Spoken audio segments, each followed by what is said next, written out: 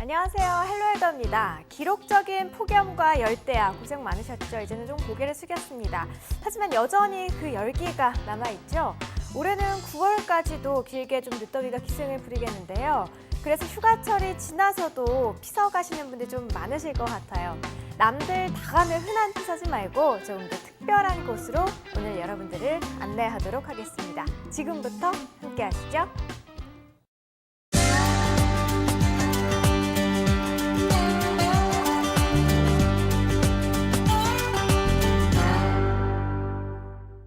네, 휴가철이 끝났지만 여전히 피서지에는 정말 많은 분들이 다녀가고 계신데요. 오늘 저희는요, 많은 분들이 다니는 곳 말고 조금 더 특별한 곳 준비를 해봤습니다. 국립공원관리공단의 김관형님 나와 계신데요. 한번 모셔볼게요. 안녕하세요. 안녕하세요. 네, 2주 동안 잘 지내셨죠? 네. 자, 오늘 국립공원에서 정말 바쁘게 지내실 것 같은데 국립공원 소식 먼저 좀 들어볼게요. 네, 오늘 먼저 전해드릴 소식은요. 설악산 국립공원에서 발견된 식물들에 관한 소식입니다. 설악산 국립공원을 가로지르는 한계령의 남쪽, 2011년 1월 설악산 국립공원에 편입된 전봉산의 일원에서 여러 희귀식물들의 자생이 확인되었습니다. 해발 1424m 천상의 화원 전봉산은 지난해 국립공원 연구원에서 식물상 조사를 한 결과 총 790종의 식물이 자생하는 것으로 확인되었는데요. 이 중 백부자, 개병풍, 기생꽃, 복주머니란, 가시오갈피 등 5종의 멸종위기 식물과 함께 모데미풀, 금강애기나리, 연영초 등 66종의 희귀식물, 모데미풀, 호라비바람꽃, 말리화 등 51종의 한국 특산식물 또한 발견되었습니다. 이는 지리산, 덕유산, 속리산, 그리고 전봉산을 제외한 설악산 전역의 조사 결과보다 많은 수치이고요.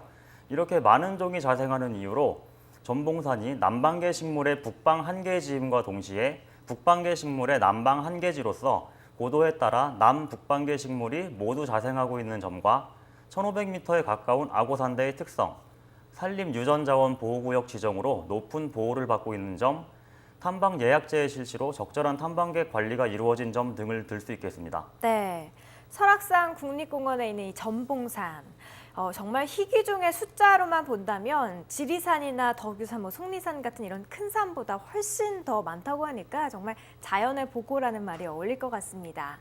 자, 전봉산 소식 전해주셨고요. 또 다른 소식도 전해주시죠. 네, 혹시 유라 씨는 기대종이라는 말을 들어보셨나요? 기대종이라는 말 처음 들어보는데요. 저희가 국립공원을 소개해드리면서 종종 함께 소개한 적도 있었는데요. 네. 이 기대종은 법에 의해 보호를 받는 천연기념물이나 멸종위기 야생동식물 같은 법정 보호종과는 다르게 특정 지역의 생태, 지리, 문화적 특성을 반영하는 상징적인 야생동식물 또는 생태계의 여러 종 가운데 사람들이 중요하다고 인식하고 있는 종을 뜻합니다.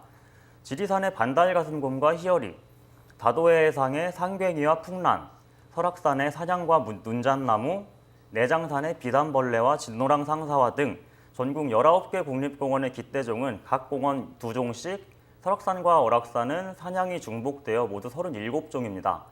이번에 지정된 무등산은 현재 전반적인 자원조사와 함께 기대종의 선정을 준비하고 있습니다.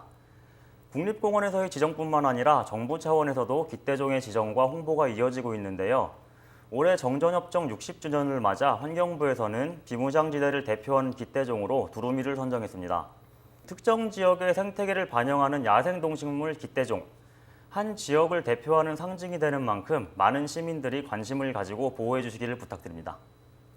네, 들어보니까 또 기억이 나네요. 가끔씩 기대종이라는 얘기 좀 들어봤는데 네. 오늘 이렇게 또 자세하게 또 이야기 나오니까 나중에 또 이야기가 나오면 또 귀를 쫑긋 세우고 들을 수 있을 것 같습니다. 희귀식물과 기대종에 관한 소식 전해주셨고요. 세 번째 소식도 전해주세요. 세 번째 소식은요. 국립공원 주차장 캠핑 단속에 관한 내용입니다. 별로 좋은 내용은 아니죠.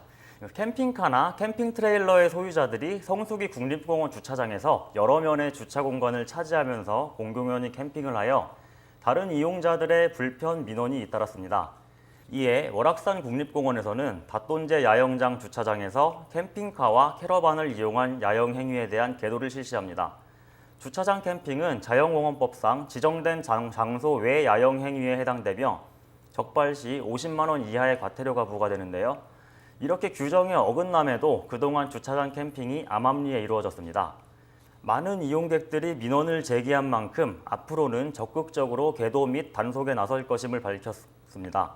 기존 시설 이용객들의 편의를 위한 개도 활동과 함께 현재 전 야영장을 통틀어 60면인 캐러반 사이트를 증설하는 계획도 수립 중에 있으니 지킬 것은 지키고 양보할 것은 서로 웃으며 양보하여 야영장을 찾는 분들 모두가 즐거운 시간이 될 수 있으면 좋겠습니다. 네, 그렇군요. 이렇게 캠핑족들이 많이 늘어나면서 이렇게 불법으로 네. 주차장에다가 캠핑을 하시는 분들이 또 많이 는 것 같은데요. 네네. 단속이 잘 이루어져서 또 피해 보시는 분들 없게 모두가 쾌적한 환경에서 캠핑을 즐길 수 있었으면 좋겠습니다. 네. 자, 이제 본격적으로 국립공원으로 좀 떠나볼 텐데요. 오늘 소개해 주실 국립공원 아주 특별한 곳을 소개해 주신다고 들었어요. 네. 어느 곳인가요? 오늘 소개해드릴 곳은 우리나라 최초의 해상국립공원이자 지리산에 이어 1968년 12월 31일 경주 계룡산과 함께 제2호 국립공원으로 지정된 한려해상국립공원입니다.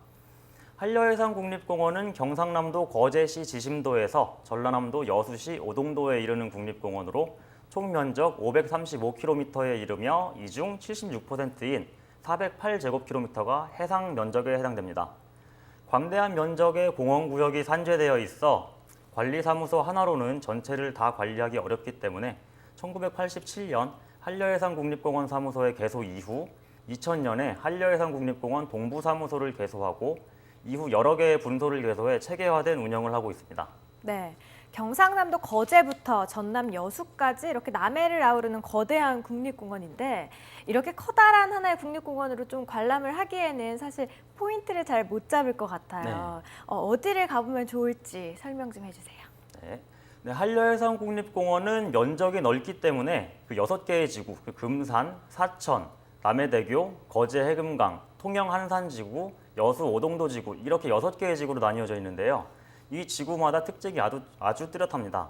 먼저 금산지구에는 기암괴석과 크고 작은 동굴, 경관마다 이야기가 전해지는 금산 38경이 있고요. 사천지구는 아주 맑고 시원한 바다 위로 육지와 섬과 섬의 사이를 잇는 창선 삼천포대교가 눈에 띕니다. 그리고 신선도 쉬어간다는 곳, 거제 해금강지구에는 겨울연가의 촬영지로도 유명하죠. 그 외도에 보타니아가 있어서 바다 위 꽃밭을 걷는 아주 색다른 경험을 할 수가 있고요. 기암석벽으로 이루어진 해금강은 말 그대로 바다의 금강산으로 불리우니 그 절경에 대해서는 더 설명드리지 않아도 다들 아실 것이라고 생각합니다. 네. 자, 한려해상국립공원 총 6개의 지구로 나뉘어져 있는데 그중에 3개의 지구를 이야기를 해주셨습니다. 구역마다 특징이 참 좋은 것 같은데요. 네. 나머지 3개 지구도 좀 소개 좀 해주시죠. 네, 남해대교 지구는 우리나라 국민이라면 모르는 사람이 없는 분, 충무공 이순신 장군의 혼이 서린 곳인데요. 이순신 장군의 마지막 해전인 노량해전의 배경이 되었던 바다, 그리고 그 충무공의 위패가 모셔진 충렬사, 또 충무공을 기리고자 세운 사당인 일악사도 있어서 많은 것을 보고 느낄 수 있는 곳입니다. 여수 오동도 지구는 2012년 세계 박람회를 치르면서 매우 유명해졌고요. 마지막으로 통영 한산지구에 대해 간단하게 말씀드리면 먼저 한려의 이름 한 축을 담당하고 있는 한산도에는 한산대첩의 성지 제승당을 보실 수가 있고요.